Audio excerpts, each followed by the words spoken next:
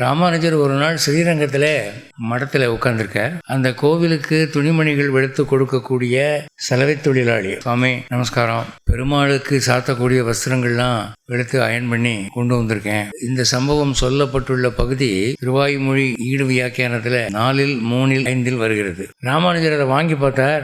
ஐயாப்பா பிரமாதமா இருக்கையா, மகாராஜா வீட்டுக்கு வெளுத்த மாதிரி இருக்கு என்று அவருக்கு சந்தோஷம் ஆகிப்போச்சு. உடனே என்ன பண்ணார், அவன் கையை பிடிச்சார். நல்லா கவனிக்கணும், இது நானா சொல்றது இல்லை, வா என்று நேர கர்ப்பகிரகத்துக்கு கொண்டு போனார். பெருமாள் சன்னதி கொண்டு போய் ஒரு கையால அந்த சலவை தொழிலாளி கையை பிடிச்சிக்கிட்டு இன்னொரு கையால ரங்கநாதரை பார்த்து, ரங்கா துணிமணி எல்லாம் எப்படி வெளுத்து கொண்டு வந்திருக்கான் பாத்தீரா அப்படின்னு பெருமாள்கிட்ட விரிச்சு காட்டுறார். இவனுக்கு ஏதாவது செய்யணும் அப்படின்னு. அப்போ பெருமாள் அங்கிருந்து பேசுறார். இதுல அவனை கையை பற்றி அந்த கோவில்ல கர்ப்பகிரகத்துக்கு முன்பு ஒரு சலவை தொழிலாளியை கொண்டு போய் ராமானுஜர் நிப்பாட்டி இருக்கார். எப்போ 1000 ஆண்டுகளுக்கு முன்பு. இது அதிகம் பேசப்படாத ஒரு செய்தியாக இருக்கிறது.